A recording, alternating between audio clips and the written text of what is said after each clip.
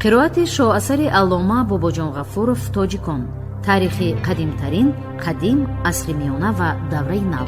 گفتاری 37.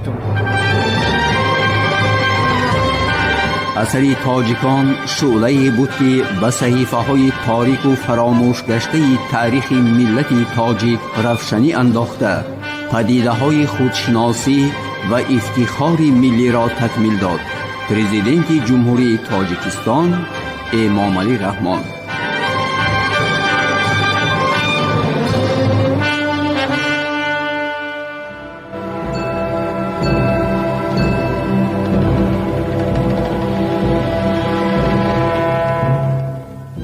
خلق‌های آسیای میانه در عصر 6 و ابتدای عصر 8.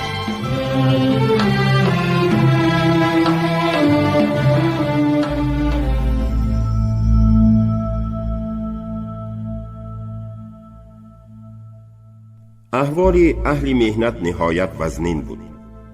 به این مناسبت معلومات نهضت ابروی نهایت مهم بود. این معلومات از یک باب اثر عبدالرحمن محمد نیشاپوری عصر 11 خزینه العلوم، خزینه علمها، به نظر می رسید که آن را نرشخی در تحریرهای آخرین تاریخ بخارا به کتاب خود ضم کرده بود.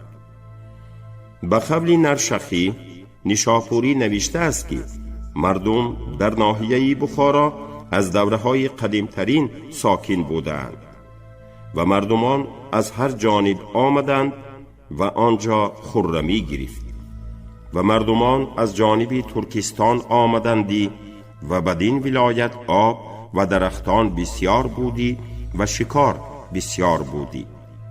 آن مردمان را این ولایت خوش آمد، اینجا مقام کردند و به روزگار مردم گرد آمدند و عمارت ها کردند و مردم بسیار شدند و یکی را برگزیدند و امیر کردند و نام او ابروی بود و هنوز این شهر نبود. پادشاه خود در پایکند استقامت داشته شهر را قلعه دبوسی نامیدند و چون روزگاری برآمد ابروی بزرگ شد و ظلم پیش گرفت. بدین نهایت چنان که مردم بیش صبر نتوانستند کرد.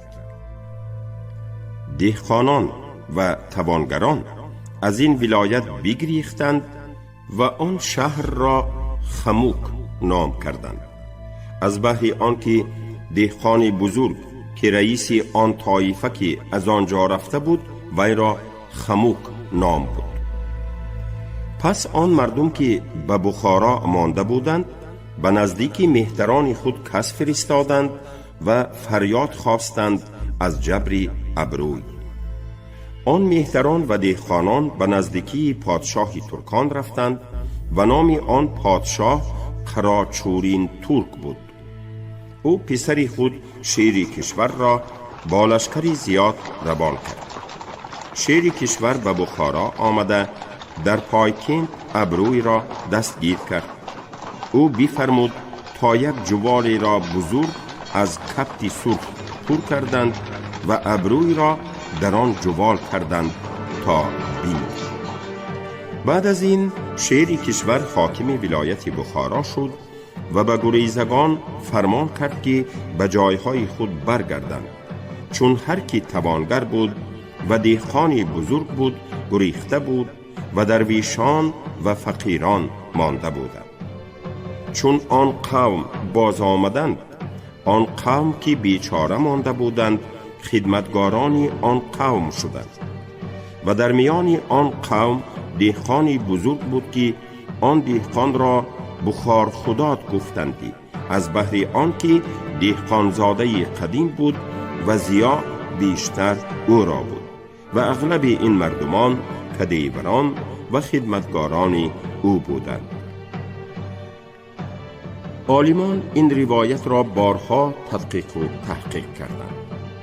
اول عقیده پیدا شد که روایت افسانه عادی است و در آن احتمال دریای زرفشان تشخیص داده شده است و یا خود انعکاس روایت‌های نهایت قدیمترین مسکن شوی وادی زرفشان می باشد. زخاو و اینسترانسیف که مشهورترین دانندگان تاریخ قدیمی آسیای میانه می باشند، روایت مذکور را محض همین طور معنی داد می کنند.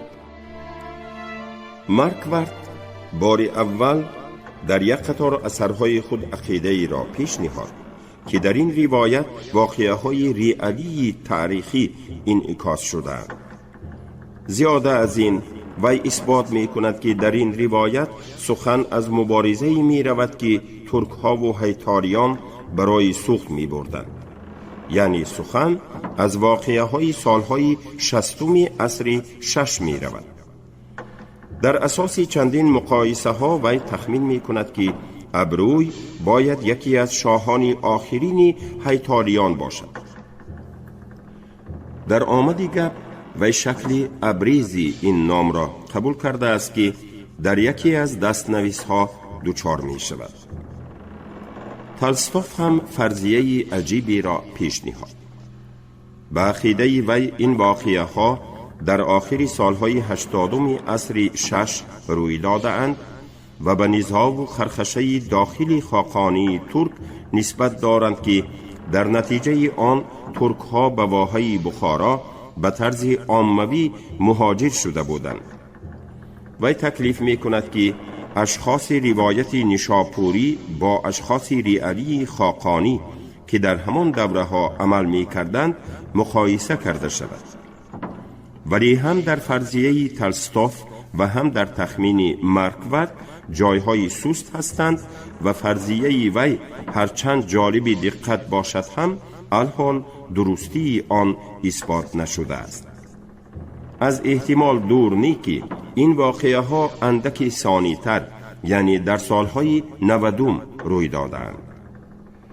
با آن توصیفی که تولستوف و جریان حادثه ها داده است راضی شدن از امکان بیرون می باشد، ولی در عین حال وی درست خلاصه می برارد که این نهضت خصوصیت عیان اجتماعی داشت.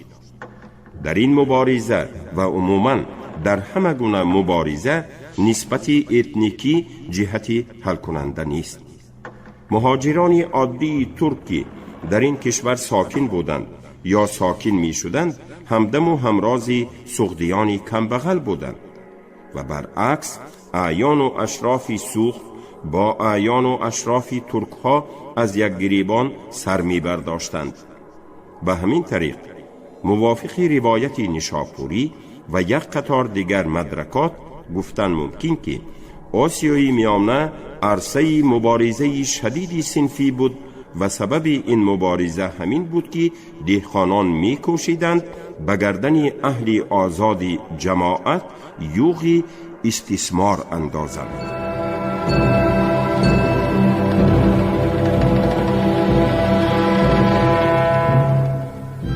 خلقهای آسیای میانه در عصر 6 و ابتدای عصر 8.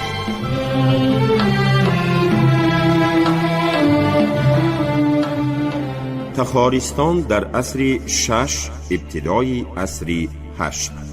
معلومات سرچشمه ها درباره وضعیت تخارستان در عصر 6 ابتدای عصر 8.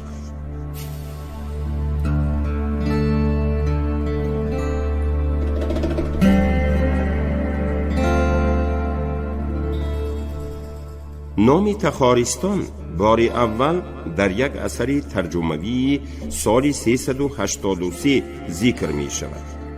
مأخذهای خطایی این مملکت را تخالا نامیدند.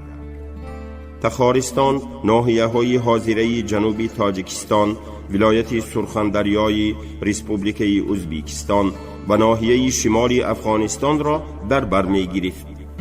اصلا تخارستان ابتدای عصرهای میانه از جهت مساحت به باختر قدیم خیلی شباهت داشت. تاریخ سیاسی تخارستان عصرهای 6-7 نهایت پرغلیان بود. دولت بوفیری هیتاریان، مبارزه ضد ترک ها و حکمرانی من بعد آنها، اسیان و شورش و جنگ و جدال های داخلی تاریخ تخارستان را بسا مرکب و پیچ در پیچ کردند. باید با تأخیر قید نمود که جریان ظاهری تاریخ تخارستان به ما کم و بیش معلوم است، ولی در واقع آن چیزی که ما می‌دانیم گویا تنها سرلوحه های کتابی تخارستان می باشد. ما خبر نداریم که مضمون و مندرجه زیر آن یا این سرلوحه چگونه بود، در این یا آن ناحیه ها چگونه واقعه ها به وقوع آمدند و سبب همین که در مأخذ ها معلومات درباره این تاریخ خیلی کم است. بازیافت های نومیزماتی اندک معلومات دادنشان ممکن. هنگام حفریات عجینه تپه و کافر قلعه بسیار تنگه های تخارستانی به دست آمدند، ولی آنها تا به حال تدقیق نشدند. دایر به تخارستان چند معلومات مأخذ ها را ذکر می کنیم. سان یون نام سیاه به باخا و خان آمده بوده است سال 519.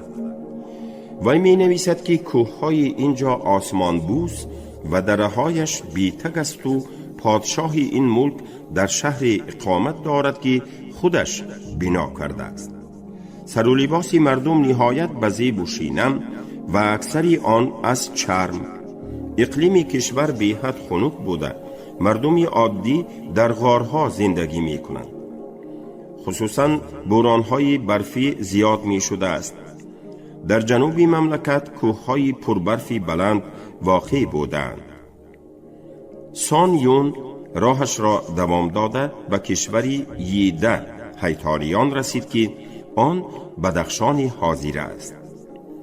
درباره کشوری هیتاریان می نویسد که این سرزمین آباد است و از پیش هر یک خانه جویباری گذشته تمام سرزمین را شاداب می نماید.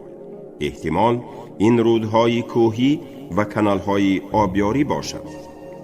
لباس کمبغلان از پوست است، ولی بایان لباسهای عجایب دوخته با کر و فر می پوشیدند. مثلا لباس ملکه هیتاریان فشی درازی داشت که آن را از قفا کنیزانی مخصوصی برای همین کار تعیین شده برداشته می گشتند. در این کشور قالین‌های بی اندازه کلان هستند. مثلا چنین قالین‌ها در بارگاه شاه هیتاریان بوده است. سنگ‌های قیمت‌بها شمار نداشتند. اسب و شتر هم بسیار بوده است. پایتخت کشور شهری بدیعی می باشد. شاید این نام تلفظی نادرستی بدخشان باشد.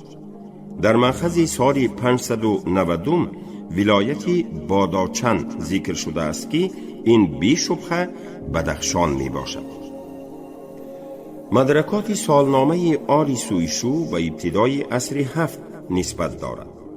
وی نیز از تخالا یعنی تخارستان روایت می کند که مردم آن با هیتاریان ارلش بوده است. این چنین از 100,000 سربازان قابل جنگ سخن می رود. درباره پلیاندری هم معلومات هست. سیاه عصر 7 سیوان زن قریبی سالهای 639-645 عموماً تخارستان را تصویر کرده درباره بسیار ملک‌های ولایت آن خبر می‌دهد و اندازه مساحت این ملک‌ها و شهرها را می‌آورد. وی از شمال آمده از دروازه آهنین از کوه‌های بایسون گذشته به تخالا تخارستان رسیده است. به قول وی عرض تخارستان نسبت به طولش 3 برابر زیادتر بوده است. نهر اعظم در اینجا نامی همان وقتی خطایی امودریا آورده شده است، سرزمین را به سمت غرب بریده گذشته است. به گفتی سیوانت زن به آل شاهان تخارستان کیها قیران آمده بود. بنابراین یک چند حاکمان در محلهای علاهیده زورن به سر حکومت برآمدند. سرزمین از روی سرحدهای طبیعی به 27 ملک تقسیم بود و همه آنها به ترکها اطاعت داشت. اقلیم به نظر سیاح بسا نرم و سیر رطوبت نموده است. سر و لباس مردم اساساً پختگی و بعضاً پشمی بود. زبان آنها از زبان خلقهای همسایه خیلی فرق داشت. در خط آنها اساساً 25 حرف بود. این خطایی که به خط هیروگلیفی عادت کرده بود تماماً مات و مبهوت مانده است که با راه ترکیب همین 25 حرف تمام اشیا و مفهومات را افاده کردن ممکن بوده است. تخاریان از چپ به راست می نوشتند و می خواندند. ادبیات آنها بای بوده نسبت به تمام ادبیات موجوده سوخت بیشتر بود. در تجارت طلا و نقره را استفاده می بردند. تنگه های آنها از تنگه های مملکت های همسایه فرق داشت. سپس سیواند زن خیلی مختصر ملک های را تصویر می کند که در هیئت تخارستان بودند. از جمله آنها دمی، تیرمیز و چیایان یعنی چغانیان، ولایتی که شمال و شرق وادی حصار را در بر می گرفت ذکر شده است. مساحت پایتخت چغانیان نسبت به پایتخت تیرمیز 2 برابر خردتر بوده است. این چنین شومان یعنی شومان نام برده می شود که در عصرهای میانه ناحیه های مرکزی و شرقی وادی حصار چنین نام داشت و از افتکار در عصر 7 مساحت بیشتری را فرا می گرفت و به جنوب تا به کافرنیهان طول می کشید. مخصوصاً قید کرده می شود که شاه شومان ترک بود. شومان با تزیوی خیان قبادیان همسرحد و پایتخت آن نامش ذکر نشده است تقریباً برابری پایتخت چغانیان بود. در شرق قبادیان ولایت خاشه وخش جای داشت. طول این ولایت نسبت به عرضش 2.5 برابر زیادتر بود. پایتخت آن از پایتخت تیرمیز ماندنی نداشت.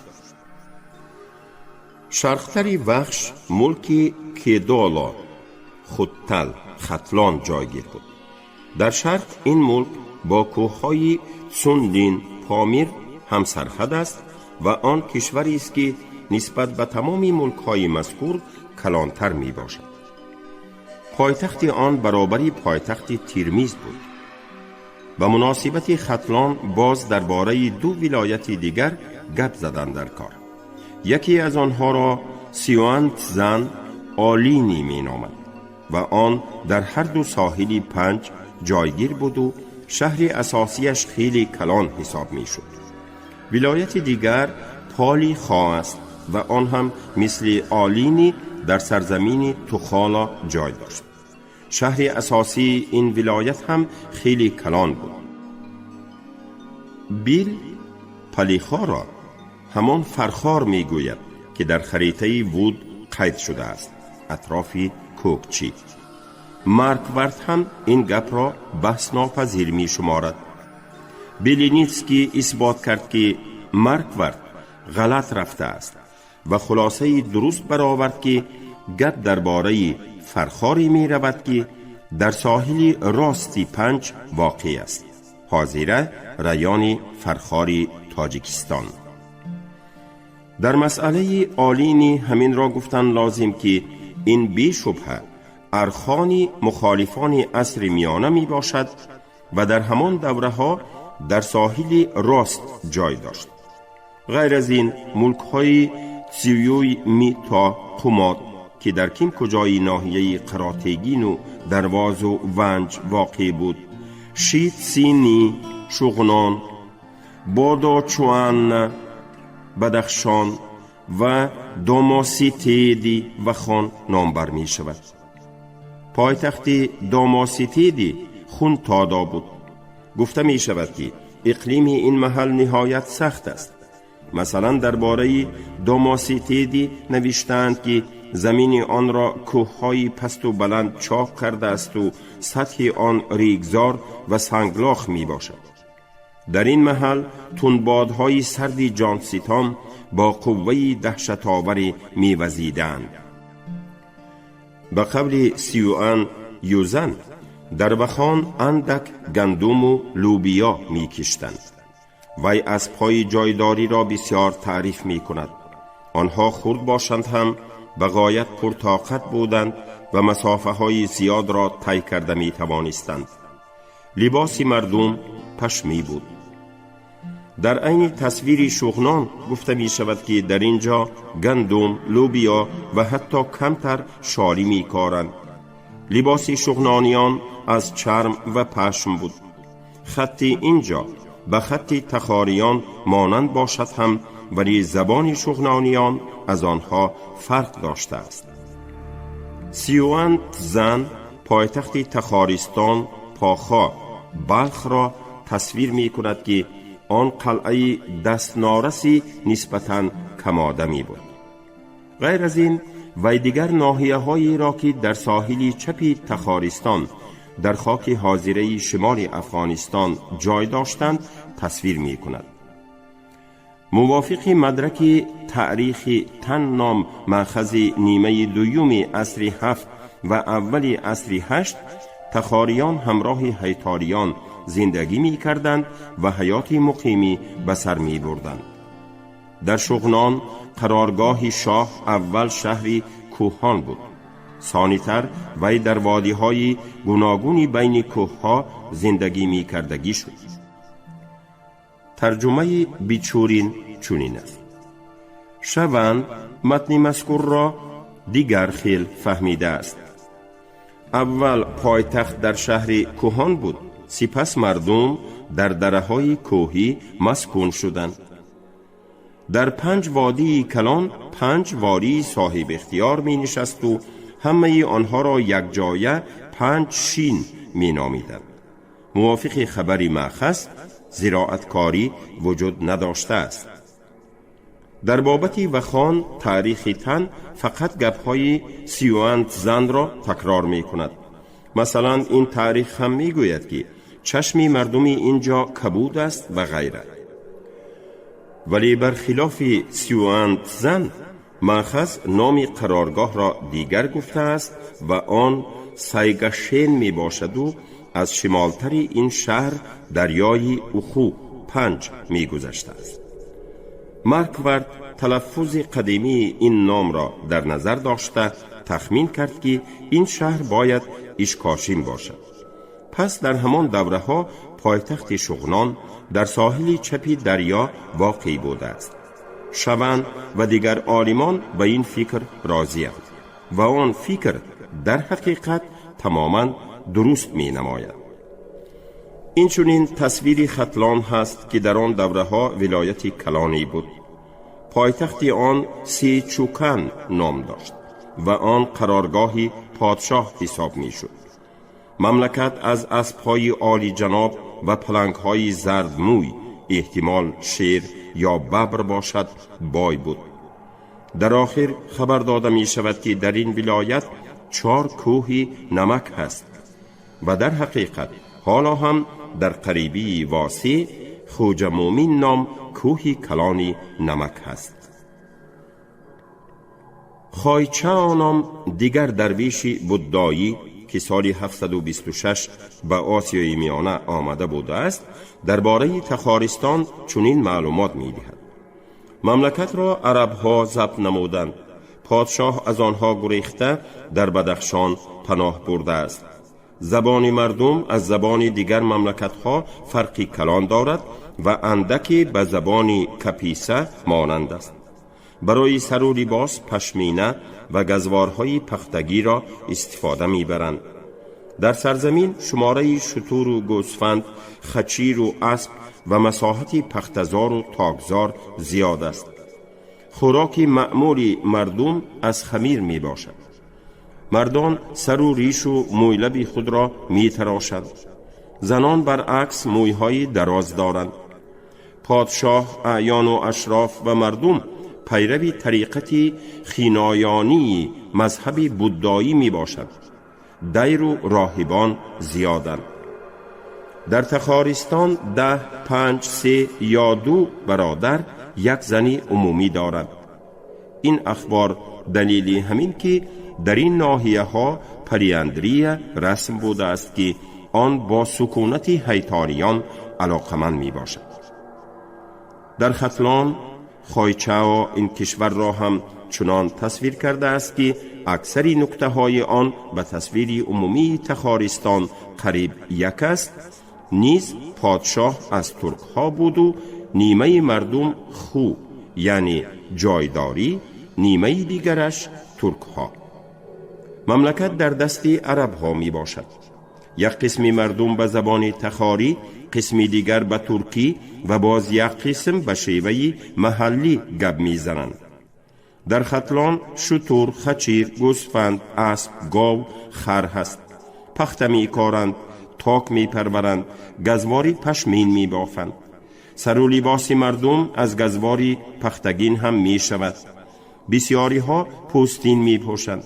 سر و روی مردان تراشیده، زنان کاکل دراز. پادشاه، اعیان و اشراف و مردم پیروی طریقت خینایانی مذهب بودایی می باشند. دیر و راهبان بسیارند. در بخان پادشاه ضعیف است و به عربان دستنگر و هر سال به آنها به طریق باج شاهی می دهد. و خانیان در وادی های کوهی، در کلبه های تنگ و تاریک و در غارها زندگی می کنند. اکثری مردم قشاق است. پوستین و چکمن می پوشند. سر و لباس پادشاه شاهی و پختگین. زبان مردم از زبان مردم ناحیه های همسایه فرق دارد. فقط نان تنوری و خوراک خمیری می خورند. این سرزمین بی نهایت خنک است. نسبت به دیگر جایها خیلی خنکتر. در کوهها یگان گیاه و نبات نیست. گوسفند و گاو ذات ریزه جایداری و اسب و خچیر هست. درباره اعتقاد مردم عیناً همان گپ‌هایی را میگوید که در حق مردم ختلان گفته بود.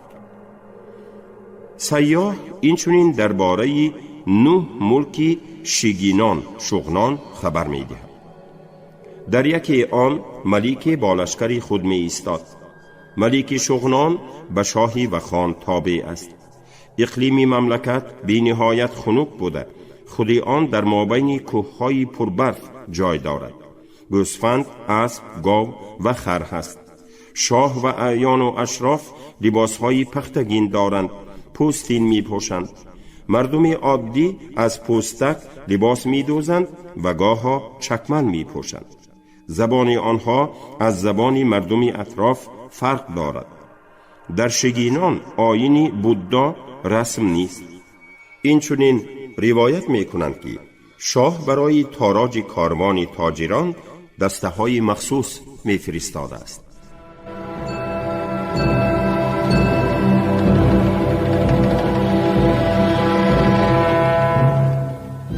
خلق‌های آسیای میانه در عصر 6 و ابتدای عصر 8.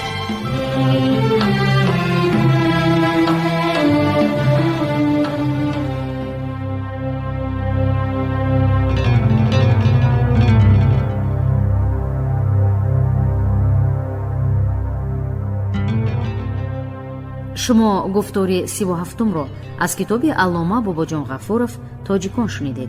عبدالرشید خوجامقулов خواند. کارگردان شیرعلی نفزلی.